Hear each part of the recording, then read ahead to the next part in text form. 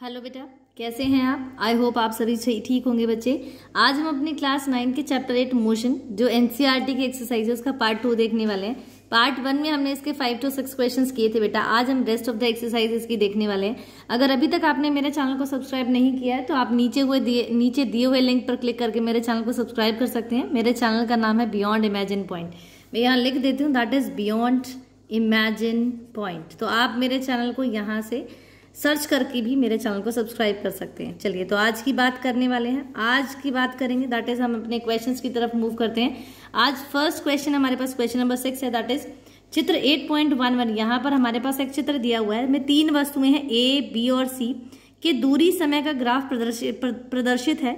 Graph का अध्ययन करके निम्न प्रश्नों के आपको उत्तर देने हैं। मतलब आपके पास क्या है, ग्राफ दिया हुआ है, you will have to find out the study करना है ग्राफ को, और ए बी सी जो है उसकी बारे में आपको मुझे बताना है। देखिए, ये यहाँ पर समय दिया हुआ है, ये यहाँ पर दूरी दी हुई है, और समय और दूरी हमें जो ग्राफ में वो दिया हुआ है। तो फर्स्ट क्वेश्चन है उसके बिहाफ पर बेटा, तीनों में से कौन सबसे तीव्र गति से गतिमान होगा? तो देखिए, यहाँ पर जिसका समय कम लग रहा है, जो दूरी ज्यादा तय कर रहा है, वो कौन है? बी। तो इसका मतलब बी जो है उसका क्या रहेगा, वो तीव्र गति से गतिमान होगा। ठीक है।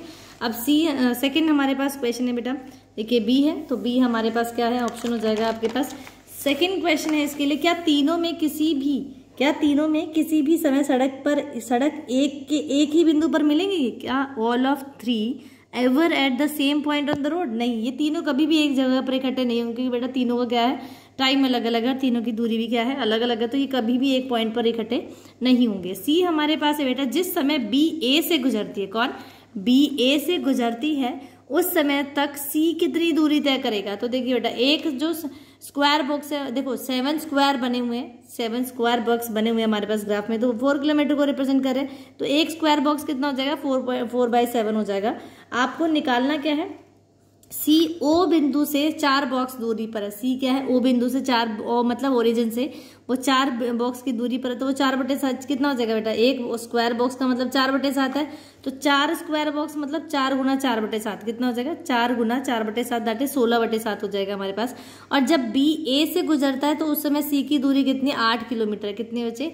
8 किलोमीटर। तो आपको सी की दूरी निकालनी थी। सी की दूरी हमारे पास कितनी हो जाएगी बेटा? 8 - 16/7 दैट इज आपके पास आ जाएगा 40/7 मीन्स 5.714 किलोमीटर। तो आप इस तरीके से आप उनकी तीनों में से किसी की भी आप दूरी निकाल सकते हैं। हमने सी की निकाली, तो सी कितना दूरी पर है? वो 5.714 किलोमीटर पर है।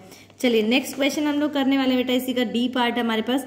जिस समय बी सी से गुजरती है, कौन? बी सी से गुजरती है, उस समय तक यह कितनी दूरी तय करेगा? तो आपको बी की दूरी निकालनी है, तो सी से गुजरते समय। ठीक है, तो आपके पास डिस्टेंस ट्रेवल बाय बी कितना दिया हुआ बेटा टाइम में? हमारे पास कितना? 9 स्क्वायर बॉक्सेस। कितना दिया बेटा? जब सी बी से गुजरती है तो वो 9 स्क्वायर बॉक्स चलते हैं। कितने बॉक्स चल रही है वो?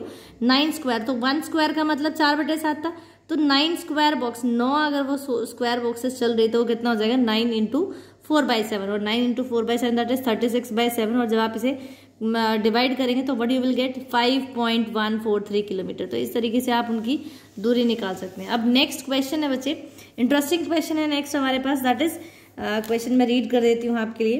क्वेश्चन नंबर 7 है, 20 मीटर की ऊंचाई से एक गेंद को गिराया जाता है। कहाँ पर?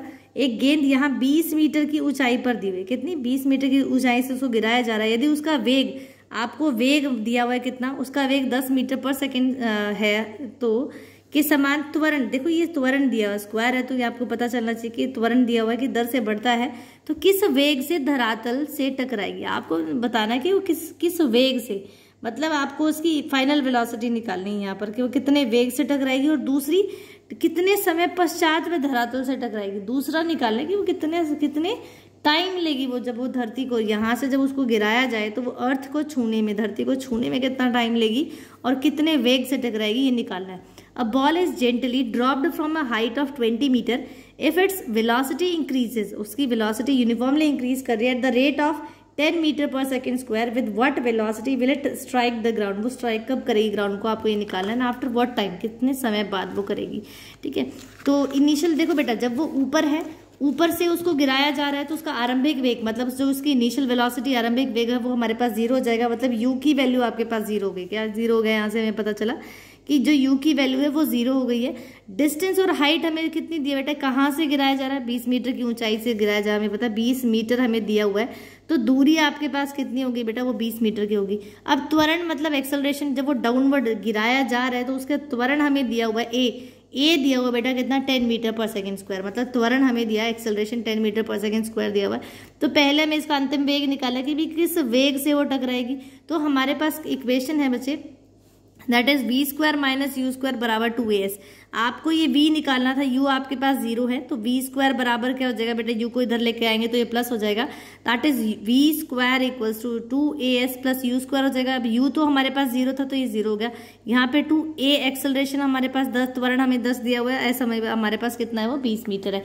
तो हम इनकी वैल्यू रखेंगे 2 इंटू 10 इंटू 20, इसको मल्टीप्लाई करेंगे तो v स्क्वायर बराबर आ गया हमारे पास 400, और v की वैल्यू कितनी आ जाएगी बेटा 20 मीटर पर सेकेंड, कितनी आ जाएगी 20 मीटर पर सेकेंड हमारे पास आ जाएगी। तो इस तरीके से आपने क्या निकाल दिया, उसका अंतिम मतलब वेग निकाल देगी, किस वेग से वो टकराएगी। ठीक है, अब आपको निकालना था दूसरा पार्ट, हमें निकालना क्या, दूरी निकालनी है, सॉरी टाइम निकालना कि कितना समय लेगी। तो टाइम के लिए हमारे पास क्या है बेटा, एक और इक्वेशन है, फर्स्ट इक्वेशन हमारे पास क्या है, v माइनस यू बराबर 80। तो आपको ये टाइम निकालना था, v आपके पास हमने निकाल लिया 20 होता है, u की वैल्यू 0 है, तो t इज इक्वल टू क्या हो जाएगा, a को नीचे ले आएंगे, v माइनस यू बटे a हो जाएगा। v की वैल्यू आपके पास कितनी है 20 है, u आपके पास 0 है, एक्सेलरेशन 10 दिया हुआ है, तो आपके पास ये निकल गया 2 सेकंड। अगर आप इसे काटेंगे तो 2 सेकंड निकल रहा है, तो 2 सेकंड बाद वो ग्राउंड को टच कर जाएगी जब आप उसे 20 मीटर की हाइट से गिराएंगे, और कितने वेग से टकराएगी, तो वो 20 मीटर पर सेकंड के वेग से वो टकराएगी। ठीक है, अब यहाँ पर आपके पास एक ग्राफ दिया हुआ है, नेक्स्ट क्वेश्चन में आपके पास एक ग्राफ दिया हुआ है, किसी कार का चाल समय ग्राफ, क्या दिया हुआ है, चाल मतलब उसकी स्पीड दी है, समय मतलब उसका टाइम दिया है। ये आपके पास दिया हुआ है कि ग्राफ ऐसे जा रहा है, कैसे जा रहा है, ये ग्राफ ऐसे गया हुआ है। ठीक है, तो आपको निकालना क्या है, इस ग्राफ के आधार पर आपको निकालना क्या है उसकी बात करेंगे। पहले पॉइंट पे आपको निकालना है कि पहले 4 सेकंड में कार कितनी दूरी तय करेगी। ये जो ग्राफ आपके पास गया हुआ है इसमें आपको बताना है कि पहले 4 सेकंड में, फर्स्ट 4 सेकंड में जो कार है वो कितनी दूरी तय करेगी, आपको ये बताना है। ठीक है, मतलब अगर ये 4 सेकंड में यहाँ ये समय था, ये 4 सेकंड है, अगर मैं यहाँ से सीधी लाइन खींचूं तो ये यहाँ टच करे, that is you will have to find out this area. जितना ये एरिया कवर करेगा बच्चे, उस शेडेड एरिया को आप निकाल लो तो आपके पास क्या निकल जाएगा, दूरी निकल जाएगी। ठीक है, तो आपको डिस्टेंस निकालना था कितनी दूरी है, तो शेडेड है हमारे पास। ये क्या बन रहा है बच्चे, देखिए ये एक एरिया जो बन रहा है इसको मैं रेक्टेंगल बना देती हूँ ऐसे, तो ये एक ट्राइंगल बना देते हैं, त्रिभुज बन रहा है यहाँ पर। तो त्रिभुज का जो एरिया होता है वो क्या होता है, क्षेत्रफल होता है बेटा, half into base into height क्या होता है। अगर मैं एरिया ऑफ ट्राइंगल में बोलूँ तो हमारे पास half into base into height होता है। बेस कितना है बेटा, this is your aadhaar, base मतलब आधार होता है, हाइट मतलब उसकी ऊंचाई। तो ये हमारे पास 4 दी हुई है, तो ये 4 हो गया, और वो कितना जा रही है, वो हमारे पास कितना बेटा 6। तो हमारे पास कितनी हाइट दे रखी है 6, तो आप 1 इंटू 2 इंटू 4 इंटू 6 करेंगे, आप इसे काटेंगे तो हमारे पास कितना 12 मीटर निकल जाएगा। कितना निकल जाएगा बेटा, 12 मीटर निकल जाएगा आपके पास। तो इस तरीके से आपने क्या निकाल दिया बेटा, इसकी दूरी निकाल दिया आपने। ठीक है, चलिए नेक्स्ट इसी ग्राफ के आधार पर आपको सेकंड क्वेश्चन का आंसर करना है, दैट इज ग्राफ का कौन सा भाग कार की एक समान गति को दर्शाता है। तो कौन सा भाग है, तो देखिए ये जो रेड वाला पोर्शन है ये आपको एक समान गति को उसकी दर्शा रहा है ना, तो आपको यही बताना था कि कौन सा भाग है। तो जो 6 सेकंड वाला, जो 6 सेकंड के बाद वाला, जो 6 से लेके 10 सेकंड तक, 6 से लेके 10 सेकंड तक का जो टाइम है, उस टाइम के दौरान जो है ये क्या दिखा रहा है आपको, ये यूनिफॉर्म, दैट इज एक समान गति, यूनिफॉर्म मोशन को वो दिखा रहा है। ठीक है, अब नेक्स्ट क्वेश्चन है बच्चे हमारे पास, क्वेश्चन नंबर 9 आपके पास दिया हुआ है। क्वेश्चन मैं रीड कर रही हूँ, निम्नलिखित में से कौन सी अवस्थाएं संभव है, और प्रत्येक के लिए एक उदाहरण आपको देना। कौन सी अवस्थाएं संभव है, पहले हमें ये बताना है। तो पहली अवस्था है कोई वस्तु जिसका त्वरण नियत हो परंतु वेग शून्य हो। क्या ऐसा हो सकता है, क्या ये पॉसिबल है हमारे पास कि कोई ऐसी वस्तु है जिसका त्वरण क्या है, हमारे पास नियत है परंतु वो क्या है, मतलब आपको बताना है कि उसकी क्या है, ये गति 0, गति नहीं परंतु वेग शून्य है, वेग आपको बताना है। सेकेंड सिचुएशन है कोई त्वरित वस्तु एक समान चाल से गति कर सकती है। त्वरित वस्तु है वो एक समान चाल से गति से चल सकती है, नहीं ऐसा हो ही नहीं सकता कि अगर वो त्वरित है या तो वो लगातार बढ़ेगी बेटा, या तो लगातार उसकी स्पीड बढ़ेगी या वो लगातार क्या करेगी, उसकी घटेगी। तो त्वरण हमारे पास होता क्या, तो ये हमारे पास पॉसिबल सिचुएशन पॉसिबल ही नहीं है हमारे पास। अगर मैं थर्ड की बात कहूँ, कोई वस्तु किसी निश्चित दिशा में गति कर रही हो तथा त्वरण उसके लंबवत हो। देखो कोई किसी निश्चित दिशा में अगर वो क्या कर रही है बेटा, वो गति कर रही है वो किसी निश्चित दिशा में, तो त्वरण कभी भी लंबवत नहीं हो सकता। तो ये सिचुएशन भी हमारे पास पॉसिबल नहीं है। फर्स्ट सिचुएशन की मैं बात करूं, कोई वस्तु जिसका त्वरण नियत है कि वो सेम गति से वो चल रही है परंतु वेग शून्य है। त्वरण जब नियत हो सकता है तो यस बिल्कुल, त्वरण जब इसका क्या बच्चे नियत है तो क्या हो सकता है, किसी की ऊंचाई। ठीक है बेटा, तो आपको यही बताना था इसमें कौन संभव है कौन नहीं है, अवस्थाएं संभव कौन सी है, वही आपको बतानी थी। अब नेक्स्ट क्वेश्चन है बच्चे आपके पास, देखिए तो यही आपको बताना था। नेक्स्ट क्वेश्चन में जाने से पहले हमें इसी सिचुएशन का क्या देना था, एग्जाम्पल भी देना था, उदाहरण देना था। तो हमारे पास यस, जब किसी वस्तु को ऊंचाई से फेंका जाता है, जब आप किसी वस्तु को किसी हाइट से नीचे की तरफ फेंकते हो तो उसका जो त्वरण है बेटा, देखो इसने कहा ऊपर से जब आप फेंकते हो तो उसकी वेलोसिटी जीरो हो जाती है, अंतिम जो फाइनल वेग है नीचे जाकर वो जीरो हो जाएगा। और उसका जो त्वरण होता है वो गुरुत्वीय त्वरण के बराबर होता है, जो कि कांस्टेंट रहता है, मतलब वो बदलता नहीं है। तो देखो त्वरण भी नियत है, नियत मतलब बिल्कुल सेम रहे तो वो 9.8 रहेगा, क्योंकि वो गुरुत्वीय त्वरण के बराबर हो जाएगा हमारे पास। और उसका वेग, क्योंकि अंतिम वेग जब वो टच करेगी ग्राउंड को तो वी जो फाइनल वेग है वो जीरो हो जाएगा। तो इसकी सिचुएशन हमारे पास बिल्कुल ठीक है कि किसी वस्तु को जब आप ऊंचाई से फेंकते हो तो उसका त्वरण क्या होगा बेटा, वो नियत रहेगा, दैट इज वो गुरुत्वीय त्वरण के बराबर रहेगा और उसका वेग हमारा क्या हो जाएगा, जीरो हो जाएगा। तो नेक्स्ट क्वेश्चन है अब हमारे पास, एक कृत्रिम उपग्रह जिसका आपके पास इतना 42,250 किलोमीटर त्रिज्या उसकी दी हुई है कि वृत्ताकार कक्षा में घूम रहा है। कैसे घूम रहा है वो, ऐसे वृत्ताकार कक्ष में वो घूम रहा है। यदि 24 घंटे में पृथ्वी की परिक्रमा करता है, ये मैं सेंटर में अर्थ मैंने बना दी है, यदि वो 24 घंटे लेता है इसको इसकी पूरी परिक्रमा करने में, तो उसकी चाल का परिकलन करना है, मतलब आपको उसकी चाल निकालनी है। आपके पास है क्या बच्चे, देखो इसका रेडियस हमें दिया हुआ, उसकी त्रिज्या दी हुई थी ना हमारे पास, बिल्कुल आर की वैल्यू हमारे पास कितनी दी है, 42,250 किलोमीटर आपको दी हुई है। And time taken to complete एक रिवोल्यूशन को, देखो आपको बताना कि जब वो यहाँ से चलना शुरू करता है तो 24 घंटे ले रहा है ना उसको कंप्लीट करने में, तो टाइम आपके पास कितना है, 24 आवर्स का हमें दिया हुआ है।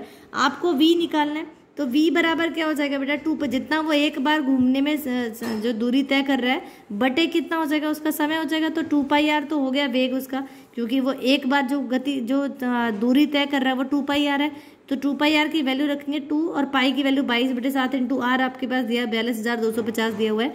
और समय आपके पास कितना दिया बेटा, 24 घंटे का दिया है, तो इसको हम लोग सेकंड में बदलेंगे, दैट इज 3600 बटे गुना बदल क्या करेंगे उसको 1000 से डिवाइड करेंगे, तो आपके पास 3600 नीचे आएगा 1000 ऊपर चला जाएगा, तो व्हाट यू विल गेट, अगर आप इसे कैलकुलेट करेंगे तो 3073.74 मीटर पर सेकेंड आपके पास ये निकल जाएगा। तो आज के लिए इतना ही बेटा, आई होप आपको समझ आया होगा। आज हमारा चैप्टर जो है, ये वाले जो चैप्टर के एक्सरसाइज के क्वेश्चन है वो खत्म हो गए हैं, आपको समझ आए होंगे बच्चे, और इसी प्रकार से आप इनकी प्रैक्टिस करते रहिए। जब आप इनकी प्रैक्टिस करेंगे तो आपका इन क्वेश्चंस को आप ज़्यादा अच्छे से समझ पाएंगे। चलिए तो आज के लिए इतना ही। अगर आपने अभी तक मेरे चैनल को सब्सक्राइब नहीं किया तो आप नीचे दिए हुए लिंक पर क्लिक करके मेरे चैनल को सब्सक्राइब कर सकते हैं, और मेरे चैनल का नाम है बेटा beyond imagine point. I hope मेरे चैनल को आप सब्सक्राइब करेंगे, लाइक करेंगे मेरी वीडियोज़ को और शेयर भी करेंगे। Thank you.